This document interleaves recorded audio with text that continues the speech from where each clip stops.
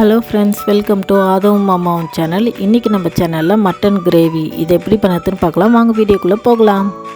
இதுக்கு ஃபஸ்ட்டு ஒரு மிக்ஸி ஜாரில் அரை கப் அளவுக்கு தேங்காவை துருவி வச்சுருக்கேன், அதை சேர்த்துக்கிறேன். கூடவே 10 போல் சின்ன வெங்காயம், ஒரு சின்ன துண்டு இஞ்சி, 4 பல் பூண்டு, கொஞ்சமாக புதினா இலை சேர்த்துக்கிறேன். கூடவே அரை ஸ்பூன் மிளகு, அரை ஸ்பூன் சீரகம், அரை ஸ்பூன் சோம்பு, 2 ஏலக்காய் சேர்த்துக்கிறேன். அப்புறமா ஒரு சின்ன துண்டு பட்டை, 2 கிராம்பு சேர்த்துருக்கேன். இப்போ இது எல்லாத்தையுமே நல்லா தண்ணி சேர்த்து நல்லா பேஸ்ட்டாக அரைச்சி எடுத்துகிட்டு வந்துடலாம். அப்புறமா ஒரு குக்கரில் 2 டேபிள் ஸ்பூன் எண்ணெய் சேர்த்துருக்கேன். அப்புறமா பட்டை, பிரியாணி எல்லாம் சேர்த்துருக்கேன்.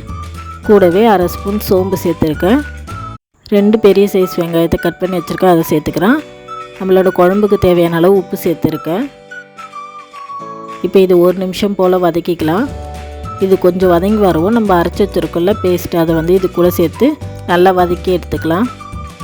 இந்த அளவுக்கு நல்லா வதங்கி வந்ததுக்கப்புறமா இது கூட நான் 2 தக்காளியை கட் பண்ணி வச்சுருக்கேன், அதை சேர்த்துக்கிறேன். இதை 1 நிமிஷம் போல் வதக்கிக்கலாம். அப்புறமா மசாலாவுக்கு 1/4 ஸ்பூன் அளவுக்கு மஞ்சள்தூள், 1 ஸ்பூன் மிளகாய்த்தூள், 1/2 ஸ்பூன் மல்லித்தூள் சேர்த்துக்கேன்.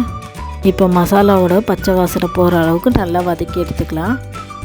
இது எல்லாமே ஒன்று சேர்ந்து வந்ததுக்கப்புறமா இது கூட நான் 1/2 கிலோ மட்டன் எடுத்து வச்சுருக்கேன். நல்லா வாஷ் பண்ணிவிட்டு இது கூட சேர்த்துக்கிறேன். இப்போ மட்டன் சேர்த்துட்டு மட்டனையும் சேர்த்து நல்லா வதக்கி எடுத்துக்கலாம்.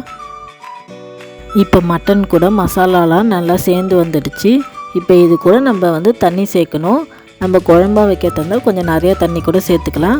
இல்லைன்னா இந்த மட்டன் முழுகிற அளவுக்கு நல்லா தண்ணி சேர்த்துட்டு இதை ஒரு தடவை நல்லா கலந்து விட்டுட்டு குக்கர் மூடி 5லேருந்து 6 விசில் வச்சுக்கலாம். இப்போ ப்ரெஷரெல்லாம் தானாக ரிலீஸ் ஆனதுக்கப்புறமா இதை ஓப்பன் பண்ணி பார்க்கலாம். இப்போ கடைசியாக ஒரு கை நிறைய கொத்தமல்லி தழை சேர்த்துக்கிறேன். சேர்த்துட்டு ஒரு தடவை கலந்து விட்டுக்கலாம். அவ்வளவுதான், நம்மளோட சுவையான மட்டன் குழம்பு சூப்பராக ரெடி ஆகிடுச்சு. இந்த வீடியோ உங்களுக்கு பிடிச்சிருக்குன்னு நான் நம்புகிறேன். லைக் பண்ணுங்கள், ஷேர் பண்ணுங்கள். கூடவே நம்ம சேனலை சப்ஸ்கிரைப் பண்ணிக்கோங்க, பெல் பட்டனையும் அடிச்சுக்கோங்க. தேங்க்ஸ் ஃபார் வாட்சிங்.